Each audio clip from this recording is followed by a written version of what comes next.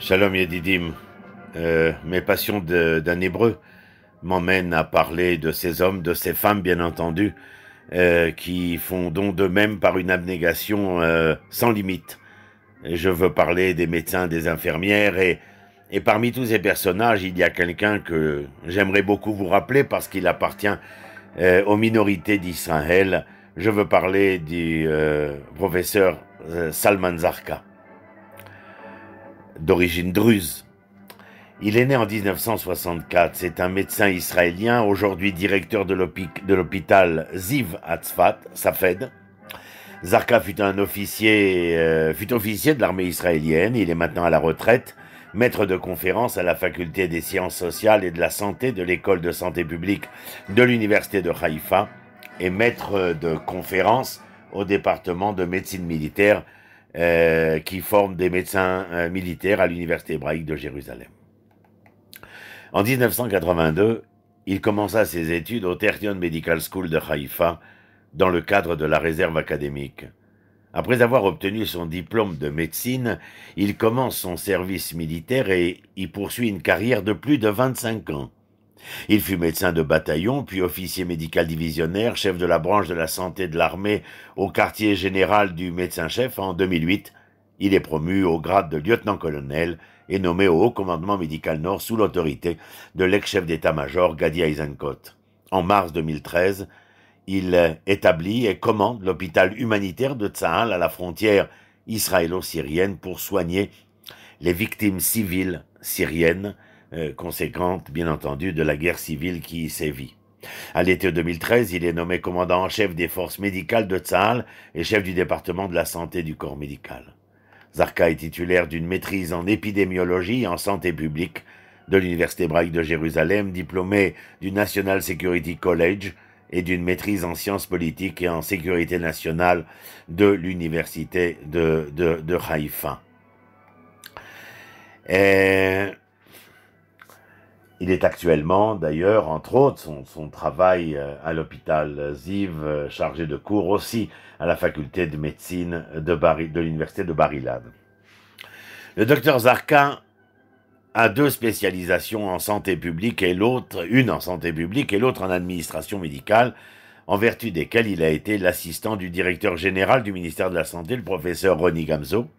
Dans ce rôle, il va diriger la modernisation des services médicaux dans les hôpitaux du nord d'Israël qui en avaient bien besoin, l'hôpital de Naharia, l'hôpital Poria de Tibériade et l'hôpital Ziv de Tzfat.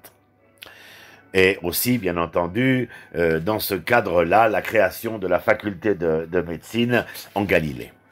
Durant l'opération militaire de Tzahal, Tzuketan, son rôle de commandant des services de santé, il va donner une réponse médicale probante aux soldats de Tsahal dans la zone d'opération, soignant des patients blessés dans des hôpitaux de campagne. Il établit aussi un hôpital militaire au passage d'Erez entre Israël et Gaza pour aider les habitants de Gaza eux-mêmes. En décembre 2014, il prend sa retraite de Tsahal après avoir été élu comme directeur de l'hôpital Rivka Ziv de Tzfat. Sa prise de fonction, malheureusement, fut entachée par une action en justice des autres médecins candidats et qui seront déboutés après un nouvel appel d'offres que le docteur Zarqa remportera de nouveau en tant que futur directeur de l'hôpital Ziv. Il a été choisi comme l'une des personnalités l'année dernière devant allumer l'un des flambeaux du 71e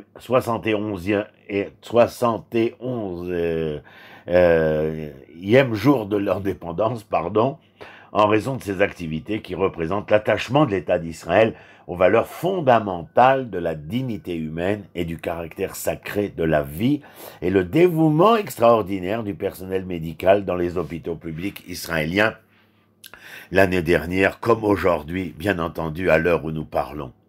Zarqa est marié, père de 3 enfants. Il a 56 ans, il est né à Pikin, 5e de 8 enfants. Pikin, c'est en Galilée. Il déclare « Je viens d'une famille qu'il appelle Arc-en-Ciel. Mes parents savaient à peine lire, ma mère pas du tout. Ce qu'ils ont compris, c'est que vous devez étudier et acquérir un enseignement supérieur pour faire quelque chose de socialement significatif. Je me souviens que mon père montrait souvent ses paumes perforées, marquées par le labeur lors de rénovation. Il me disait « Tu n'iras pas dans cette voie, tu auras d'autres mains ». Donc j'avais compris la leçon. Mais pendant les vacances scolaires, j'aidais toujours mon père dans son travail de plâtrier et de carreleur. Il avait besoin de mon aide et voulait aussi que je sache que de tels emplois n'étaient pas pour moi. Zarka est donc allé étudier la médecine au Ternion, et il dit « Mon père était fier de moi, mais il m'a souvent demandé « Quand reviendras-tu chez nous? Tu seras le médecin du village. » Cela ne s'est pas passé ainsi.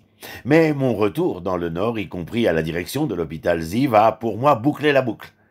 Bien que je ne sois pas devenu le médecin de Pékin, en tant que directeur de l'hôpital Ziv, j'interviens sur la santé de tous les habitants du Nord et probablement aussi sur les habitants de Pékin. J'espère que mon père me voit de là-haut et qu'il est fier de moi. Il continue en nous disant « J'étais à 2 pas de la spécialisation en gynécologie à l'hôpital Rambam, à Haïfa, lorsque j'ai découvert l'importance de l'administration médicale pour le pays. Et bien que je me tâtais pour devenir médecin clinicien, j'ai donc décidé, en fin de compte, de me spécialiser en santé publique, ce qui m'a amené à Jérusalem pour un master en système de santé. Dr Zarka, je dirais, n'est pas un phénomène unique. Le médecin-chef, Darif Bader, est également druze. Nous, comme les Polonais, disent-ils, parlons beaucoup de médecine. Et Zarka de rajouter avec humour, cependant, je ne suis pas satisfait de cela. J'aimerais que nous nous adaptions à l'ère moderne et davantage de druzes puissent s'intégrer dans les sciences de la haute technologie et pas seulement en médecine. Lorsqu'on l'interroge, Dr Salman Zarka, concernant la loi qui fut votée l'année dernière, la loi de nationalité, le ton de ses paroles change. Même si la loi nationale a des objectifs importants pour l'État juif, dit-il, il me semble que quelque chose a mal tourné pour les dirigeants en termes de dosage. Je me considère comme un Israélien, pas moins que druze.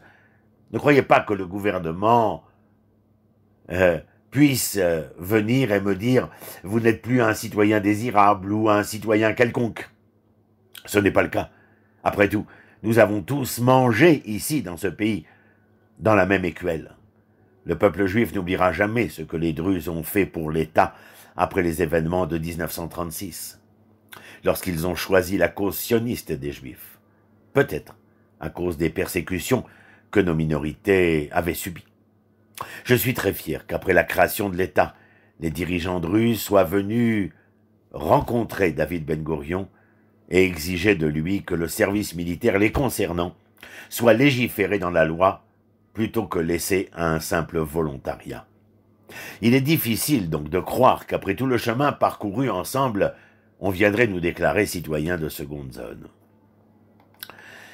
Je ressens à mon fort intérieur une pincée dans mon cœur. Mon israélisme est très fort, certainement après 25 ans de service militaire dans le Sahel. J'ai souvent voyagé dans le monde entier pour défendre et représenter l'État d'Israël avec dignité. Un homme tel que moi est peu susceptible de changer. Si je m'inquiète aujourd'hui pour quelque chose concernant cette loi, c'est pour la prochaine génération, les jeunes de notre communauté. Je suis contre les conflits et les boycotts. Ce n'est pas mon style. Je ne travaille pas de cette façon et je pense qu'il faut trouver la voie du dialogue et du compromis. Mais je reste néanmoins très inquiet quant au devenir pour notre jeunesse. Mes 2 garçons servent fièrement dans le Sahel et l'un d'entre eux au sein de la cyberunité. Jamais ils n'ont pensé ne pas s'enrôler. Ce qui me préoccupe, c'est que la loi sur la nationalité pourrait empêcher les jeunes druzes d'agir comme eux et de poursuivre cet idéal. Et puis mon autre fille, ma princesse de 12 ans, Yara, a commencé sa scolarité à Haïfa cette année, dans le cadre, je dirais, d'une tendance à l'égalité entre les hommes et les femmes dans la société druze. Aujourd'hui, d'ailleurs, il y a plus de femmes instruites que d'hommes, ce qui a souvent entraîné des divorces au sein de notre communauté. Je veux que ma fille acquiert les meilleurs outils. Et elle peut les obtenir à Haïfa, pas dans notre communauté, même si notre système éducatif s'est par beaucoup amélioré. En effet, je veux que ma fille grandisse pour être et devenir israélienne. À l'heure actuelle, les filles druzes sont exemptées du service militaire. Si Yahara arrive à l'âge de 18 ans et dit qu'elle veut faire l'armée, ce sera une question intéressante à considérer compte tenu de nos traditions. Les filles druzes font, oui, le service national civil. S'il est possible d'aller au-delà, la loi sur la nationalité peut nous éloigner de ces lieux communs et ce serait bien dommage. Pour revenir à cette affaire où j'ai dirigé, dit-il, le système de santé israélien à la frontière syro-israélienne, le traitement humanitaire des blessés de la guerre civile en Syrie, malgré sa complexité, était une nécessité humaine de premier ordre. Et comme il est dit dans les pensées ancestrales, chez les Juifs et chez les Druzes, là où il n'y a point d'hommes, essayons d'être ces hommes-là. La Syrie est un État ennemi, et selon le droit international, la frontière doit être fermée. Dans mon poste précédent, au sein du corps médical, j'ai été préparé à une guerre avec la Syrie, sans considérer qu'un jour je devrais soigner les Syriens. Mais nous, les médecins, avons juré de sauver des vies. Après tout, sous le serment du service de santé même de Tzahal, tel que formulé par Chaim Hefer, nous jurons de donner un coup de main à l'ennemi et à l'ami. Dans la religion juive et druze, il nous est ordonné de sauver des vies. La question se pose de savoir s'il est possible de voir des Syriens saigner à mort et de ne pas les aider. Peut-être. Est-ce un vœu pieux? Je ne sais pas. Peut-être que l'un des enfants soignés sera le futur président de la nouvelle Syrie et se souviendra de nous. Le docteur Zarqa réside dans le village de sa femme, Raouda, assistante sociale. Elle travaille au département des familles endeuillées du ministère de la Défense. Elle accomplit un travail encore plus sacré que moi, dit-il. Et que faites-vous en dehors de la médecine et de la famille? Et Zarqa de répondre, je suis menuisier amateur. Je lis des livres, j'adore jouer au basket et courir. Maintenant, je me prépare pour un semi-marathon. Avez-vous un rêve, docteur Zarqa? Oui, un rêve de paix, avec un soupçon de naïveté. Mais après avoir soigné des blessés syriens, ceux-là qui furent éduqués sous le régime des Assad pensaient que nous étions le diable. Durant le temps où nous prodiguions nos soins, leur image a changé. Soudain un sourire, soudain bonjour en hébreu. J'ai souvent entendu des déclarations de « Vous êtes plus humain que notre peuple ». Tout cela sont peut-être des semences qui apporteront un jour des changements dans notre région. Et maintenant, aujourd'hui, alors que je dois, aujourd'hui, c'était il y a un an, lorsqu'il alluma le flambeau de l'indépendance de mon pays, dit-il, je ne m'y attendais pas du tout. Il est un homme déterminé, mais humble. Et il n'a pas honte de dire qu'il a été surpris lorsque la ministre Miri Regev l'a appelé pour lui annoncer la nouvelle d'avoir été élu parmi les 12 qui allaient allumer le flambeau d'Israël. Je ne savais pas que j'étais un candidat possible. Je suis ravi et honoré de déclarer la gloire de l'État d'Israël, mon État, et de représenter honorablement aussi mes frères druzes. Voilà, je pense que c'est un personnage qui aussi, dans la conjoncture actuelle, apporte énormément, civilement, politiquement, moralement, éthiquement et médicalement, un énorme apport au peuple d'Israël.